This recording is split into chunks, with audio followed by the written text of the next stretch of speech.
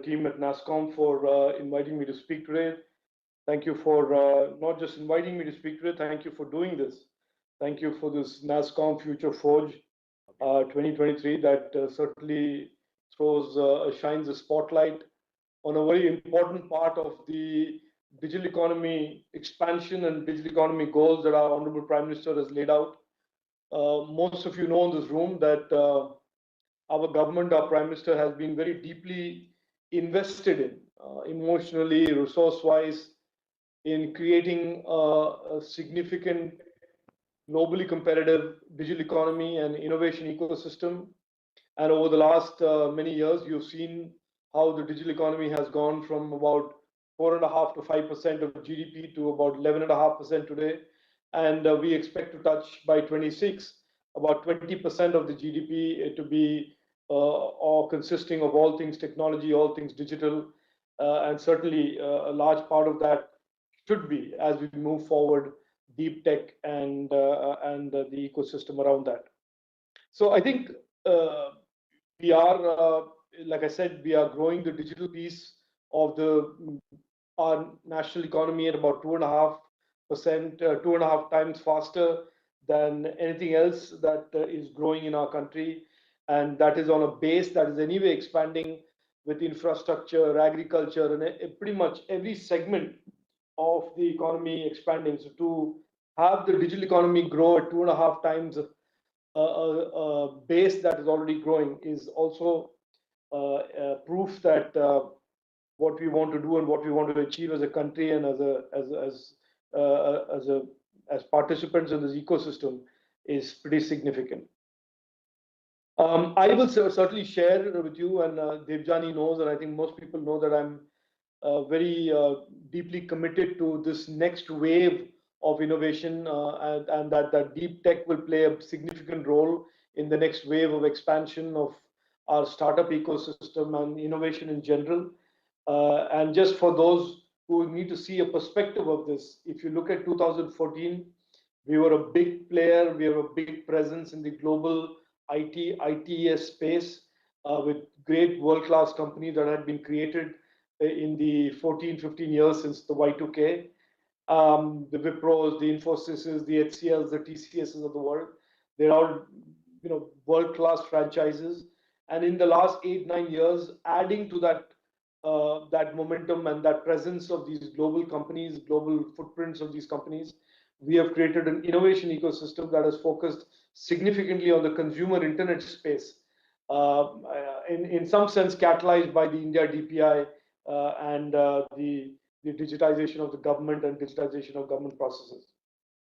And I think that this is certainly a place to just stop and pause and remember that the goals that our Prime Minister set out in 2015, when he talked about Digital India and talked about digitalization, was not really just to create unicorns and create startups and create, the next big idea in India. It was certainly what he laid out very clearly in a three-pronged, three-objective, three-goal-led mission, which is that A, of course, technology must transform the lives of Indians, transform our democracy, transform our governance. B, that we must create a significantly globally competitive, significant scale and presence of a digital economy with a lot of opportunities for youngsters.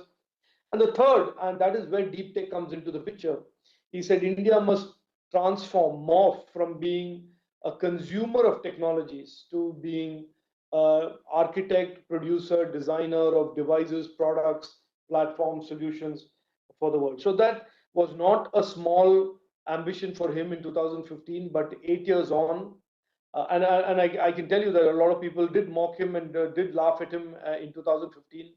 But here we are in 2023 today as a country and as an innovation ecosystem.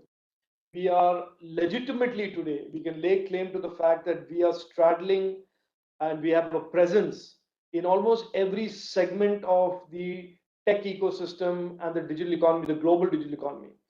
So while we are strong and continue to grow strongly on the ITES space, ER&D space, the consumer internet continues to represent huge innovation and startups, more than 1 lakh startups and significant amount of FDI. We are now building and planting our flags in pretty much every area: semiconductors, the Web3, artificial intelligence, high performance computing, cyber security. And in every one of these areas, there is a clear strategy on the part of the government to create capabilities, create competencies, and create successful, meaningful, scalable, global standard startups and enterprises that can bring to bear capabilities in these areas. So that collectively is what we refer to as deep tech, whether it is a semicon design startup that is building the next AI chip, or it is the India AI startup that we will launch on the 11th of December, the India AI program that will be a well-funded, very well conceived, very well architected program that will focus our startup ecosystem on real life use cases of AI in healthcare, in education, in agriculture, in security, in governance. We intend to do that.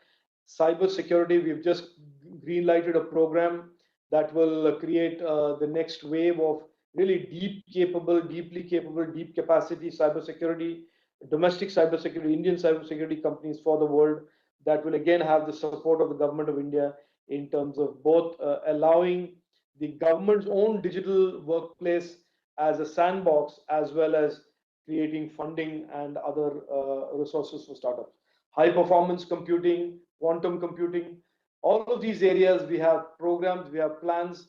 And so therefore, when the US President Biden and our Prime Minister Narendra Modi ji signed this historical accord where on the critical and emerging technologies of artificial intelligence, semiconductors, high performance computing, and quantum computing, India and the US are agreeing to partner. When India and the EU sign a similar agreement, when India and Japan sign a similar agreement, and India and now UK are negotiating a similar agreement, and India and a couple of other countries are negotiating these similar agreements, it is certainly clear, and it should be clear to all of us who are passionate about deep tech, that this is the next big wave of innovation.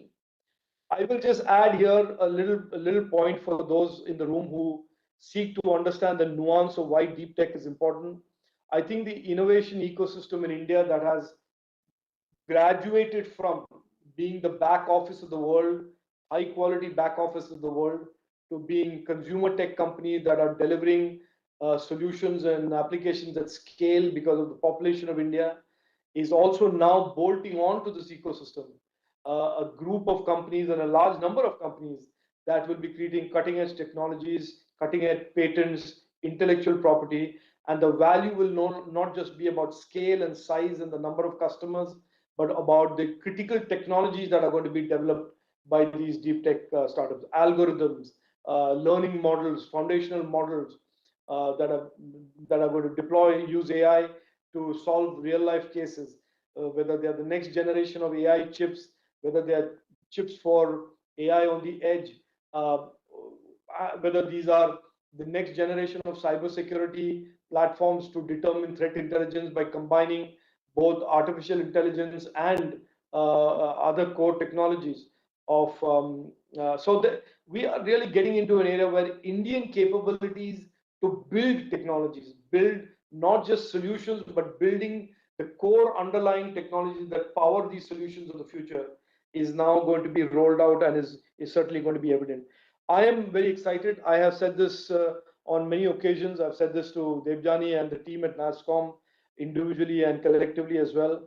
I'm a veteran of the tech ecosystem. I've spent many years, many decades, 3 decades plus. And I certainly look at what is happening around us today in the country and say that I've never been more excited than today. I mean, I see so much of headroom of growth and success and opportunity that it just is the most exciting time. And so, if there is a regret for old veterans like me, is that we are not amongst the youngsters who are in the room. But like I said, I'll take vicarious pleasure through your successes, and it gives me great honor and privilege to be in some ways helping you succeed. And that is certainly our mission in the government of India. And our Prime Minister has made that very clear, that we certainly want to do every policy and every law, rule, guideline that we enact should be aimed at making more and more of our young Indians successful, more and more of our brave and confident entrepreneurs who step out into these cutting edge frontier areas successful. And that is certainly a mission that we will not be found lacking in. So I again thank you, Debjani, for this really remarkable initiative by Nasscom, and to the team there, including Ramkumar Narayan and Harish Singh. Thank you for to celebrate these successes, and may these successes, may through these successes, may 100,000 other deep tech startups bloom. And as for the government of India, we will certainly be not just enabling you and creating policies and frameworks for you, but we will certainly be sitting on the sidelines cheering you as you grow and succeed, not just in India but around the world. So thank you again. Thank you for your attention, and thank you for having me here. Thank you. Jai Hind.